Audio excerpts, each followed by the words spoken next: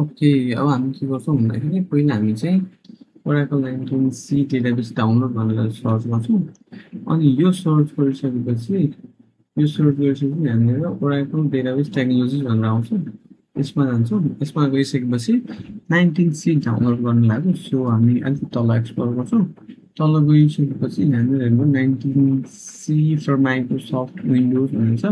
यसलाई हामी डाउनलोड गर्छौँ। ओके, यसलाई क्लिक गरेर हामी डाउनलोड गर्छौँ। यसको लागि तपाईँ लगइन गर्नुपर्छ। ओके, यहाँनिर यो गरेर यो गरिसकेपछि यो साइन इन गर्नु माग्छ। साइन इन गर्नु होला। I already have my account, so sign in गरिसकेपछि यो भएपछि यहाँनिर डाउनलोड स्टार्ट गर्नु। ओके, त्यसपछि म के गर्छु, सी ड्राइभमा एउटा ओराकल होम भन्ने फोल्डर बनाउँछु। अनि मेरो अहिले डाउनलोड गरेको जुन छ डाउनलोड गरेको फाइल यहाँनिर छ। यो ओराकल अहिले डाउनलोड गरेको 96 मैले के गर्छु, यो ओराकल होम भन्ने फोल्डर बनाएँ। सी ड्राइभ हामी यो सिङ्गल इन्स्टेन्स डेटाबेस हो। सो हामी जहाँनिर इन्स्टल गर्ने हो त्यहीँनिर सी ड्राइभभित्र चाहिँ हामीले एउटा ओराकल होम भन्ने फोल्डर बनाउँछौँ। अनि यसलाई चाहिँ हामीले के गर्छौँ, यो फोल्डरभित्र गएर यहाँनिर गएर यसरी एक्सट्र्याक्ट एक्सट्र्याक्ट क्लियर गर्छौँ है। त्यसपछि अब यो फोल्डरभित्र हेरेपछि यहाँनिर चाहिँ हाम्रो त्यो फोल्डरभित्रको सबै चाहिँ यहाँ देखिन्छ। भनेको अर्थ यो सेटअप डट इएक्सी भनेको यहाँ आउनुपर्छ। ओके, अब यसपछि हामी के गर्छौँ, यसलाई चाहिँ राइट क्लिक गर्न चाहन्छौँ अथवा सिधै डबल क्लिक गरेर पनि भइहाल्यो होइन। हाम्रो इन्स्टलर यसरी स्टार्ट हुन्छ। Create and configure single instance database गर्ने। हामीले सफ्टवेयर मात्र इन्स्टल गर्नुपर्ने होइन। हामी चाहिँ अहिले चाहिँ हामीलाई यो सिङ्गल इन्स्टेन्स डेटाबेसवाला गर्छौँ। सो हामी नेक्स्ट गर्छौँ। नेक्स्ट गरिसकेपछि यो चाहिँ हाम्रो डेस्कटप क्लास हो। हामी सर्भरको रूपमा सेटअप गर्छौँ। हामी यही कम्प्युटरमा सिङ्गल इन्स्टेन्स रूपमा चलाउँछौँ। So it's just as a desktop class. अनि त्यसपछि यहाँ गएर अब यसमा के हुन्छ भन्दाखेरि त्यो ओराकल एकाउन्ट डेटाबेस लगइन गर्नको लागि आइदर न्यू युजर नयाँ युजर बनाउनु एक्जिस्टिङ युजर अथवा न्यू युजर अथवा विन्डोज बिल्ट इन एक्सन। अहिले विन्डोज बिल्ट इन एकाउन्ट अहिले चाहिँ हाम्रो कन्टेक्स्ट छ, हामीसँग अलरेडी विन्डोजमा जुन एकाउन्ट छ त्यसैबाट हुने हिसाबले। सो हामी चाहिँ के छ, विन्डोजकै एकाउन्टबाट विन्डोज खोल्ने मान्छेले एक्टिभिटी गर्न सक्ने हिसाबले चाहिँ हामी यसमा सिलेक्ट गर्छौँ। नयाँ एकाउन्ट नयाँ युजर बनाए पनि भयो अथवा एक्जिस्टिङ विन्डोज युजर हाले पनि भयो, फरक पर्दैन। Oracle recommend that is Windows user account with limited continue yes. यो के छ भन्दाखेरि यो डेटाबेस यहाँनिर चाहिँ अलिकति ट्रिकी के हुन्छ भन्दाखेरि जुन यो ओराकलको बेस फोल्डर छ यसमा चाहिँ ओराकलको होम डिरेक्टरीहरू सब फोल्डरहरू जहाँ चाहिँ डिफ्रेन्ट भर्सन अफ ओराकल सफ्टवेयरहरू हुन्छ। त्यसपछि यो डाइरेक्ट लगहरू, इरर लगहरू, ट्रेस फाइलहरू यिनीहरू चाहिँ सबै के हुन्छ ओराकल बेस यो लोकेसनमै हुन्छ होइन। अनि त्यसपछि एडमिन फाइलहरू, डेटाबेस फाइलहरू जुन हाम्रो डेटा फाइलहरू, कन्ट्रोल फाइलहरू हुन्छ त्यो चाहिँ यसमा हुन्छ। अब यसलाई चाहिँ हामीले के गर्ने भन्दाखेरि त्यही सीभित्रै गरे पनि भयो अथवा सीभित्र चाहिँ हामी के गरौँ भन्दाखेरि सीभित्र चाहिँ एउटा फोल्डर बनाइदिउँ। यसलाई न्यू फोल्डर बनाएको न्यू फोल्डरलाई चाहिँ हामीले ORS ओराकल बनाइदियो है। अब के हुन्छ भन्दाखेरि सी फोल्डर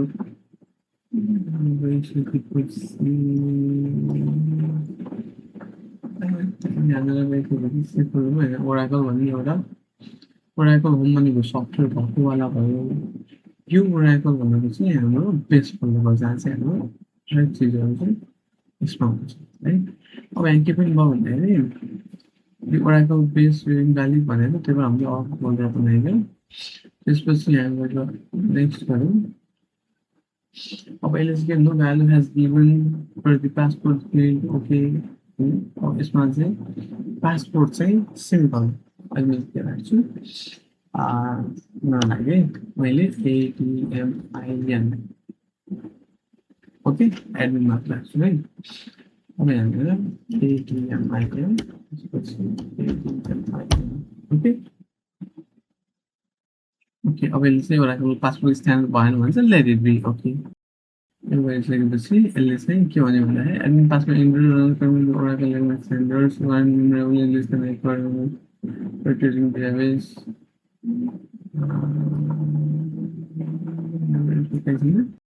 अहिले हामीले यस गरेको छौँ ओके यो गरिसकेपछि यसले के गर्छ अब यसले चाहिँ त्यो टार्गेट इन्भाइरोमेन्टहरू ठिक छ कि सबै चेक गर्छ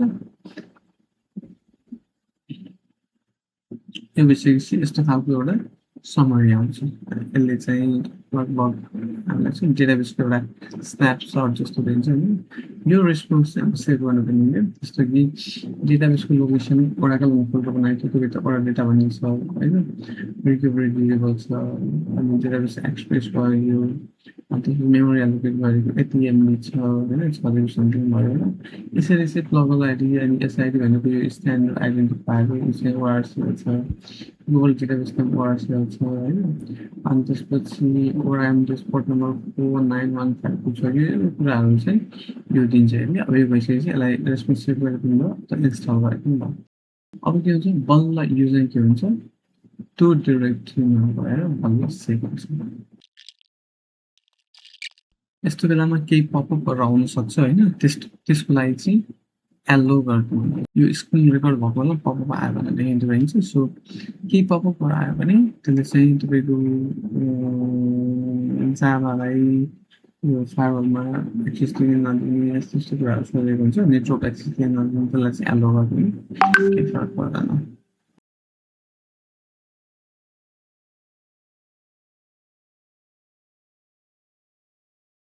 Okay, so finally after 32 minutes, right? Complete, okay? यति भइसकेपछि यहाँनिर हेर्नुभयो भने यसले सक्यो भनेको छ है सक्यो भनेको छ भने यहाँनिर सक्यो भनेको छ भने हामीलाई अर्को यसले के गर्छ यहाँनिर यो दिएको छ है यो चाहिँ ओराकल इन्टरप्राइज म्यानेजरको युआरएल दिएको छ जुन चाहिँ हामीले युआरएलबाट पनि हाम्रो डेटाबेसको मोनिटरिङ रिलेटेड केही कुराहरू हेर्न सक्छौँ अब यसपछि यसलाई हामीले युज गर्छौँ सो फाइनल्ली ओराकल चाहिँ इन्स्टल भयो है ओराकल इन्स्टल भइसकेपछि अब हामी एकचोटि चाहिँ के गर्छौँ भन्दाखेरि रनमा गएर sysdm.cpl कन्ट्रोल प्यानलमा यो चाहिँ सिस्टम प्रोपर्टी हेर्छौँ एकचोटि है यहाँनिर गएर भन्दाखेरि एडभान्समा यो इन्भाइरोमेन्ट भेरिएबलमा गएर हेऱ्यो भने यहाँनिर चाहिँ इन्भाइरोमेन्ट भेरिएबलभित्र सिस्टम भेरिएबल भन्ने हुन्छ यहाँ ओराकल भन्ने अलरेडी आइसकेको छ सो द्याट मिन्स ठिक छ यहाँ ओराकल होम भनेर लिस्टेड छ होइन यो रजिस्टर भएको छ होइन अब के गरौँ भन्दाखेरि एकचोटि पहिला हाम्रो ओराकल भन्ने चाहिँ यहाँनिर गएर फेरि एकैछिन देखिला भन्ने नि त्यसो केही देखिँदैन हामी के गर्छौँ हामी चाहिँ एसक्युएल प्लस भन्ने यो चिज आउँछ एउटा यो खोल्छौँ है यो खोलिसकेपछि यहाँनिर युजर नेम हान भन्छ है अब यो युजर नेम हान भनेको ठाउँमा चाहिँ हामी के गर्छौँ sysdba भनेर इन्टर गर्छौँ अब पासवर्ड अघिको एडिएमआइएन थियो एडमिन गर्छौँ अब यो गरेपछि के भयो यो चाहिँ कनेक्ट भयो भनेको हामी चाहिँ अन्तिम के चाहिँ हामी एसक्युएल ओराकल एसक्युएल कनेक्ट भयो विच मिन्स हामी ओराकल कनेक्ट भयो ओराकल डेटाबेस 19c कनेक्ट भयो भनेर बुझिन्छ है अब यो हामीसँग चाहिँ कुन चाहिँ अब युजर त हामीलाई थाहा छैछ अहिले चाहिँ हामीले सो युजर गर्यो भने यो चाहिँ हामी सिसबाट कनेक्ट भएको थाहा छ रहेछ अब अर्को सो कन नेम भनेर भन्छ यो चाहिँ हामी कुन कनेक्सनबाट जस्तो कि रुट कन्टेनर के छ त्यो थाहा हुन्छ जस्तो हामी रुटमा कनेक्ट छ अब त्यसपछि गएर यति भइसकेपछि हामी चाहिँ डेटाबेसमा कनेक्ट छ हाम्रो डेटाबेस ओपन रनिङ चाहिँ ठिक छ यदि यो बाहेक अरू कुनै समस्या पऱ्यो केही भयो डेटाबेस कनेक्ट भयो भने बल्ल हामी चाहिँ इन्भाइरोमेन्ट भेरिएबलमा चाहिँ पाथहरू डिफाइन भएको छ कि नै त्यो चेक गर्ने अनि त्यसपछि पाथहरू हाल्ने काम गर्नुपर्छ नत्र भए चाहिँ पर्दैन अब यति भइसकेपछि हाम्रो एसक्युएल ठिक छ भन्ने कुरा बुझिन्छ हाम्रो डेटाबेस ठिक छ भन्ने बुझिन्छ select name open mode from $, database भनेपछि यो चाहिँ अहिले ओराकल ORCL चाहिँ हाम्रो ओराकल रिड राइट मोडमा भएको छ। यस्तो ओराकलको भर्सन हेर्नको लागि के भन्छ select aspect from v $var यो गर्नुपर्छ। यो गरिसकेपछि त्यहाँबाट के भने के नबिर्सौँ भन्दा ओराकलमा जहिले पनि यो सेमिकोलन हानेर इन्टर हाल्यो भने मल्टिलाइन हुन्छ। सो सेमिकोलन चाहिँ छुपाउनु भएन। यति गरिसकेपछि हाम्रो चाहिँ कनेक्ट भयो। So now we can exit है। अब यहाँनिर तपाईँले के बुझ्नु पर्यो भन्दाखेरि यहाँनिर गएर एसक्युएल प्लग त ठिक छ, तर एसक्युएल प्लग सम्झिएन भने चाहिँ हामी कमान्डबाट पनि कमान्ड खोल्ने है।